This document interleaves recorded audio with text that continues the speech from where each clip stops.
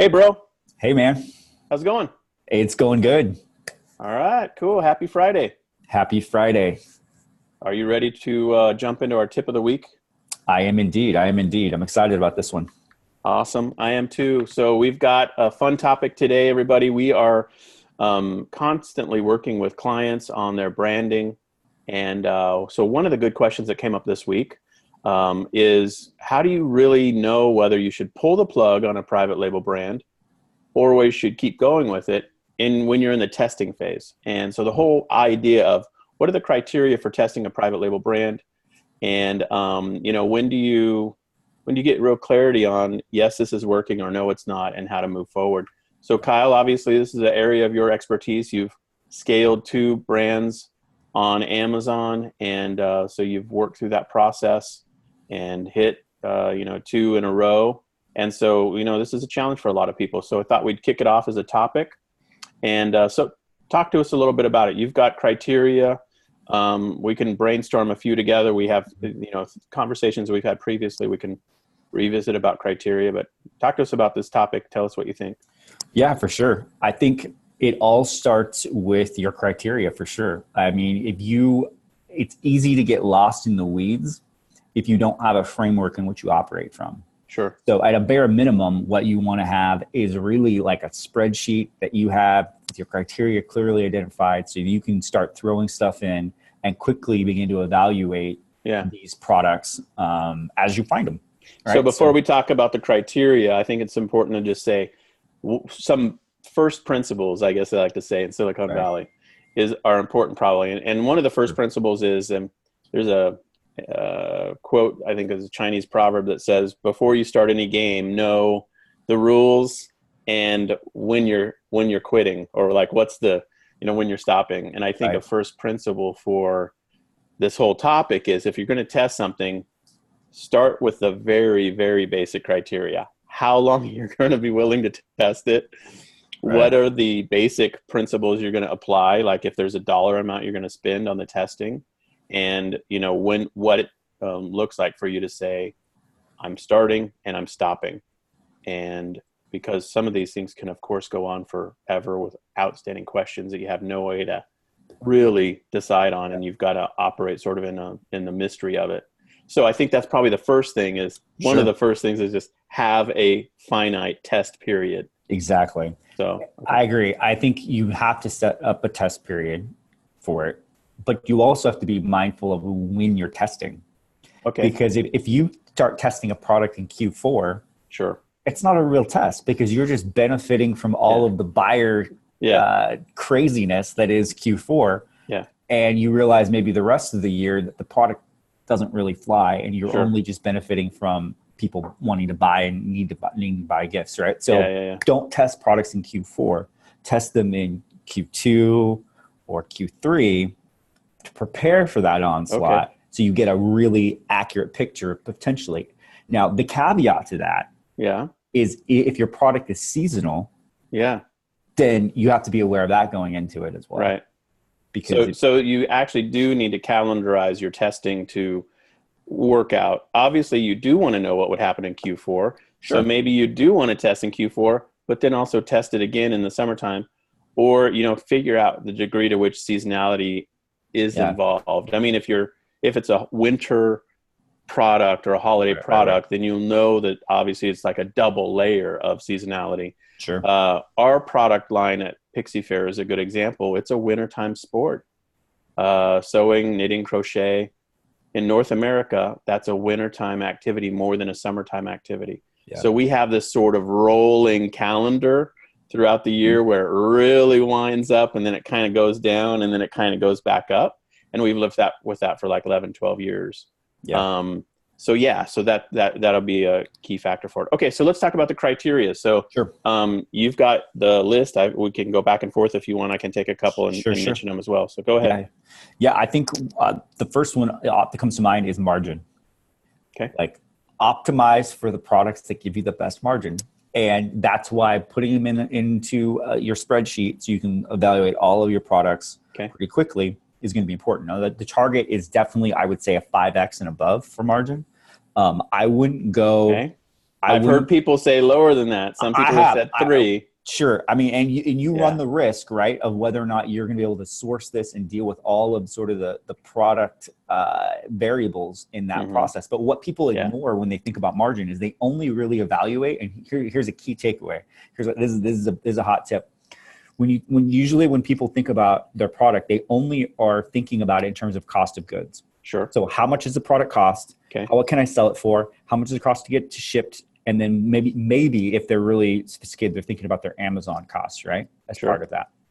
But what it fails to encapsulate and what you have to plan for is your fixed operational costs, right? And any additional advertising you need to do for that product. And those should be baked into your calculation, right? Like there's a certain percentage that are baked in for fixed operational costs. And then your profit. And then also, if you're thinking about this, what are you going to take out of that that's going to be for growth? Like to be able to scale for other products and other testing. So all of that gets baked in. So that margin begins to increase significantly when you start to factor in those components. So for all those reasons, 5X is better. 5X is better or more. I mean, obviously, if you can get better than that, then congratulations, you may have found a winner. But we'll start there. And does it mean that you're going to have far less products to choose from? For sure. You're going to be much pickier with your process. But that's really kind of the criteria you want to be able to set. You want to be picky and finding the right deal to launch. So you want to obviously have criteria that screens bad ideas to test on Amazon. Right. And this list of criteria is some of these are just screening out bad ideas. You don't even bring them to Amazon. So you don't test anything that's not 5X, markup. And so that means, just to be clear on the math, if you bought it for $1, your minimum retail price, what you would want to have is $5. Although we're going to talk about pricing in a minute, but just in terms of the margin markup, 5X, that's sort of the base math, right?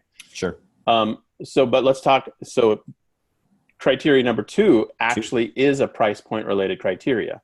And one of the things you discover on Amazon, if you're testing, we're assuming you're testing on Amazon, is that Amazon fees are expensive. Yeah. And they really do impact you significantly. And so at the pure math level, one of the things you want to really think about is, do you even want to have a product that has a price point, an average retail price below like $20? And I would say the consensus is no, you shouldn't. Because on Amazon, the expense structure destroys your margin the lower down you go. My average item I sell on our Shopify site is like, we have items from $3.99 to, like $12 for most of our catalog is like that pricing. I can do that on Shopify, but but because the only thing I'm incurring is transaction fees, so PayPal fees or Stripe fees. But on Amazon, you've got other fees baked in, and so you really want to think about a price point being north of $20 at least, so that the cost of the sales and transactions doesn't eat up all your profit. Does that sound right? For sure. Yeah, okay. You have to be definitely mindful of that. And the higher your price point is too, the more actual cash. Like your margin might be, if you buy something for 5 cents and you sell it for 25 cents, my margin's great. But guess what? You're going to have to sell a lot of that item in order to generate actual cash. Sure. So if you take that from going to from a $5 sale, right? And even if you source it for 10 cents, right? Yeah. And you take that to a $50 or $60 sale, the margins might get compressed. You might not get as good as margins, but the actual profitability and dollar amount that you're generating is significantly higher. Sure. Okay, cool. All right, let's rattle through a few more, and we'll go through these a bit more quickly. But what's next on your list? Having a minimum order quantity that is doable. Okay. Meaning, so anytime you go to test a product that you're having branded and built, the supplier is going to ask you for a minimum order quantity. Now, the nice thing is that's always negotiable. So never take like the very first minimum order quantity, because that's always the very first basic thing that they're going to do. Right. So definitely do that. Another hack for you to be able to kind of test with this is you can actually test with it without it being branded to your brand, right? The private label. Just use their house generic brand for a small order quantity. Because if samples, they're charging you more probably to do your own private label, to do the branding. So if you can get a sample of like a couple hundred that are just their house brand that you can just test product viability on, you can do that for a much cheaper price point and not have the risk also of impacting your brand. Because if you're testing a product and it's terrible, you don't want that to be associated with your brand for the long term. So that's one way you get around it. But having a low minimum order quantity is a way you can test your way into it without spending a lot of capital up front. Yep. Okay. I love that one. Another one that follows on to that idea is you want to have products that you can easily get resupplied on. Yeah. If you're sourcing products that have a killer margin, but you have to ship them in a insanely slow cycle of, resupply, then, you really can be caught in problems on the Amazon side for sure. That means if you run out of stock, then your BSR's, tank associated with the keyword you're trying to go for. So for those reasons, having a product that you can easily get resupplied in a week or two, couple weeks, is really ideal. If it's months, then you've really got to think it through. And it might be something you say, no, not so much. In terms of the test. So that's I think that's our fourth criteria. What else you got on your list? I would be looking at, and this is sort of a bigger picture of the market in which you're in. I prefer markets that have some increasing demand you can ride the wave in, as opposed to a declining market. Okay. Now, it's not the end all be all. I would. So in essence, when you're building your criteria, you're going to weight certain things above other things, right? Right. No. Yeah.